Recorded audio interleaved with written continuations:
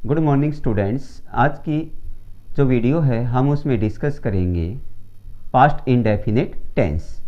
सबसे पहले मैं आपको बताऊंगा कि पास्ट इंडेफिनिट टेंस क्या होता है, फिर इसकी क्या पहचान होती है। उसके बाद हम पास्ट इंडेफिनिट टेंस का कहाँ कहाँ प्रयोग करते हैं। चलिए स्टार्ट करते हैं। Past indefinite tense, past indefinite tense के बारे में हम डिस्कस करेंगे। Past indefinite tense means verb की सेकंड फॉर्म।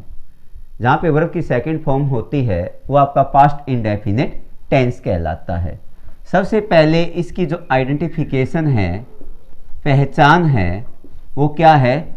हिंदी के वाक्य के अंत में आ, ए, ई या ता, था, ती, थी, ते, थे इत्यादि आते हैं। मीन्स हिंदी के वाक्य के अंत में आ, ए, ई या ता, था, ती, थी, ते, थे ये इत्यादि आते हैं। अफर्मेटिव में क्या इसकी फॉर्मेशन बनेगी, सब्जेक्ट वर्ब की सेकंड फॉर्म प्लस ऑब्जेक्ट, ये हमारा अफर्मेटिव में बनेगी। नेगेटिव में डिड नॉट आएगा, डिड नॉट और डू डज डिड के बाद हमेशा वर्ब की फर्स्ट फॉर्म होती है और प्लस आपका ऑब्जेक्ट आएगा। इंटेरोगेटिव में इस जो हेल्पिंग वर्ब डिड है इसको सब्जेक्ट से पहले लगा दीजिए और डू डज डिड के बाद हमेशा वर्ब की सेकंड फॉर्म प्लस ऑब्जेक्ट और लास्ट में क्वेश्चन मार्क चिन्ह। जैसे मैं एग्जांपल देता हूं, मैं फुटबॉल खेलता था या मैंने फुटबॉल खेली, तो क्या कहोगे, आई प्लेड फुटबॉल। मैंने फुटबॉल खेली या मैं फुटबॉल खेलता था। मैंने फुटबॉल नहीं खेली या मैं फुटबॉल नहीं खेलता था, तो क्या हो जाएगा, डिड नॉट।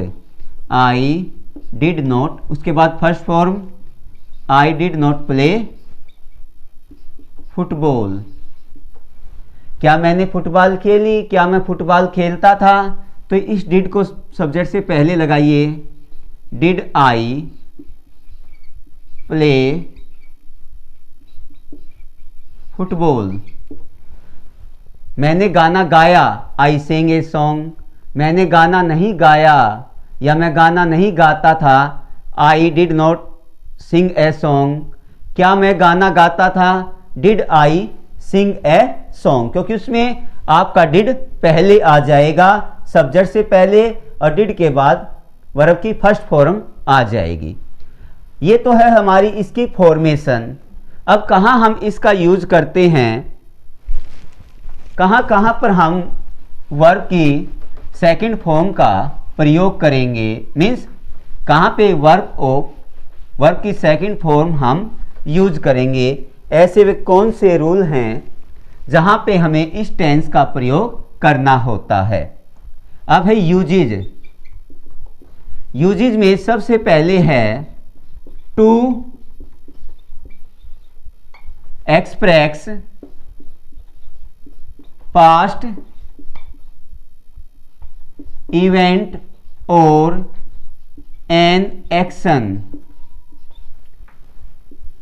पास्ट की कोई भी घटना है, कोई भी एक्शन है, उसका वर्णन करने के लिए हम पास्ट इंडेफिनिट टेंस का प्रयोग करते हैं। मीन्स वर्ब की सेकंड फॉर्म का प्रयोग करते हैं। जहां भी हमें लगता है कि ये घटना पास्ट में घटित हुई है, ये एक्शन पास्ट में घटित हुआ है, तो आप वर्ब की सेकंड फॉर्म आपको यूज करनी है। फॉर एग्जाम्पल देखिए,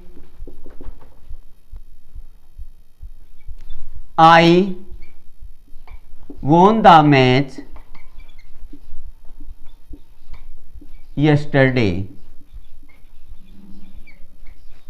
यहां पे आपका विन है, तो विन का पास्ट क्या होगा, वॉन, क्योंकि यस्टरडे कल मैंने मैच जीता, ये कौन सा एक्शन है? ये पास्ट को एक्सप्रेस कर रहा है, पास्ट का इवेंट है, पास्ट का एक्शन है। तो जहां पे यस्टरडे है वहां पे वर्ब की सेकंड फॉर्म आती है, विन की सेकंड फॉर्म होती है वॉन। एक और example, he passed his 10th class in 1995। यहां पे आपकी ब्रैकेट में फर्स्ट फॉर्म है। ये इन 1995 मीन्स 1995 में उसने अपनी 10वीं की परीक्षा पास की। ये पास्ट की का इवेंट है, पास्ट का एक्शन है, तो यहां पे भी आपकी वर्ब की सेकंड फॉर्म आएगी। पास्ट का पास्ट क्या होता है? पास्ट। एक और example, India got freedom in 1947। Get, India को आज़ादी मिली कब? 1947। ये हमारा पास्ट का इवेंट है या पास्ट का एक्शन है, कोई पास्ट में घटना घटित हुई थी, इसलिए यहां पे हमने पास्ट इंडेफिनिट मीन्स वर्ब की सेकंड फॉर्म का हमने यूज किया है। तो यहां पे गेट की सेकंड फॉर्म गोट आई है। तो फर्स्ट हमारा रूल है टू एक्सप्रेस पास्ट इवेंट और एन एक्शन। सेकंड जो हमारा रूल है वो है टू एक्सप्रेस पास्ट हैपनिंग। जो पास्ट हैपनिंग है लेकिन उसमें जो हमारी पास्ट की हैबिट है और पास्ट का की कोई भी जो हैबिट है, पास्ट की कोई भी रूटीन का कार्य है, उसको व्यक्त करने के लिए हम पास्ट इंडेफिनिट का यूज करते हैं।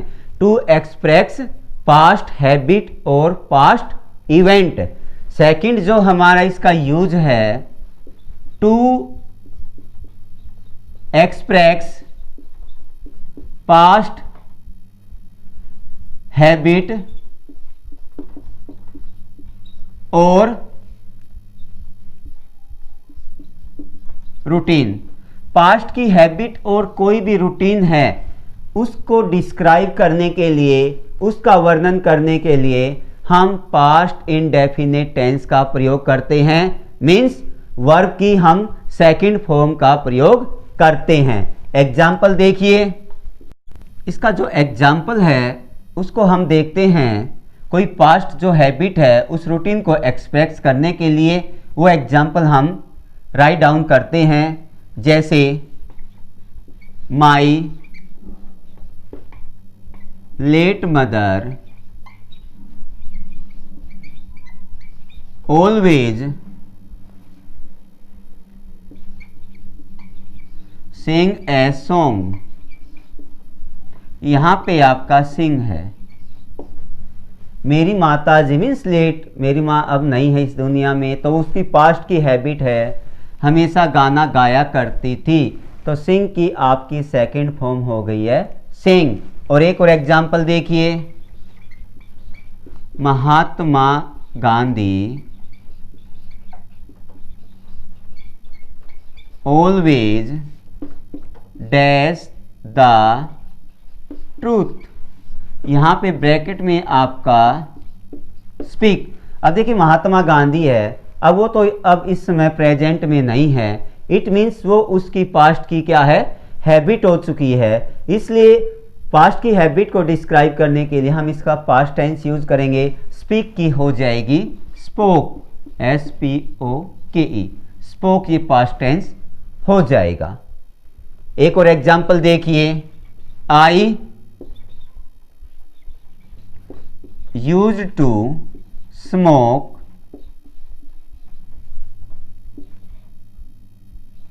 when I was young।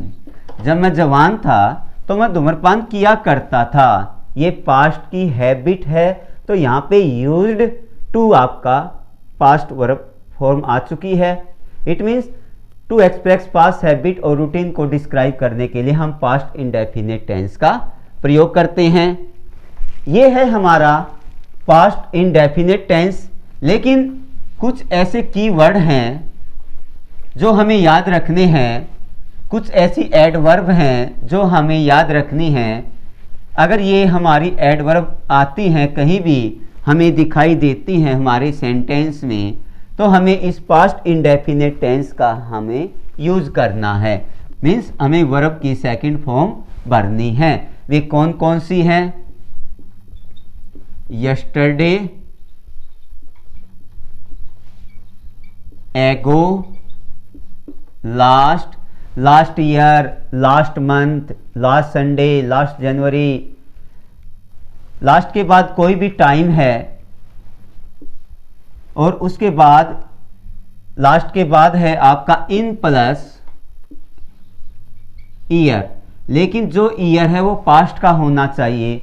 In 1947, in 2005, in 2010, in plus past का कोई भी ईयर है तो हमारी वर्ब की सेकंड फॉर्म आएगी। लास्ट के बाद भी वर्ब की सेकंड फॉर्म आती है। एगो है, वहाँ भी वर्ब की सेकंड फॉर्म आएगी। यस्टरडे, वहाँ भी आपको वर्ब की सेकंड फॉर्म यूज करनी है। देखिए एक एग्जाम्पल मैं देता हूँ। I dash him last Sunday, और यहां पे मीट है। अब देखो यहां पे आपका लास्ट आया हुआ है। यहां पे जब आपका लास्ट आता है तो आपको हमेशा वर्ब की second form means past indefinite tense का प्रयोग करना है। मीट की सेकंड फॉर्म होती मेट, MET, ये मेट हो जाएगा। और एग्जाम्पल देखिए, ही गो टू रोहतक इन 2019। अब देखिए गो मैंने यहां पे लिख दिया, इन प्लस पास्ट का ईयर आया हुआ है तो आपको वर्ब की सेकंड फॉर्म यूज करनी है। तो यहां पे आपका आएगा गो की सेकंड फॉर्म वेंट। एक आपका इफ क्लाउज है। अब देखो मैंने बताया था इफ वाले सेंटेंस, इफ के बाद वर्ब की सेकंड फॉर्म आएगी यदि हमारा दूसरा जो सेंटेंस है उस सेंटेंस में कुड, वुड, माइट, और मॉडल के बाद हमेशा वर्ब की फर्स्ट फॉर्म। अगर ये हमारा आया हुआ है, अगर could, would, might plus verb की फर्स्ट फॉर्म है, इधर इफ वाली क्लाउज में हमारी वर्ब की सेकंड फॉर्म आएगी। एग्जाम्पल देखिए, if you dash heard you would पास, और जहां ब्रैकेट में है आपका वर्क, यहां पे हमारा वुड प्लस वर्ब की फर्स्ट फॉर्म आई हुई है। वुड होता, कुड होता, माइट प्लस वर्ब की फर्स्ट फॉर्म आई हुई है। देखो वुड प्लस वर्ब की फर्स्ट फॉर्म, तो इफ वाले वाक्य में हमारी वर्ब की सेकंड फॉर्म आएगी। यहां पे आपकी सेकंड फॉर्म हो जाएगी वर्कड। ये है आपका पास्ट इंडेफिनिट टेंस। उम्मीद करते हैं कि आज की वीडियो आपको अच्छी लगी होगी। आज का जो कंसेप्ट था पास्ट इंडेफिनिट टेंस वो आपको अच्छी तरह से क्लियर हो गया होगा। Have a nice day. Thank you very much.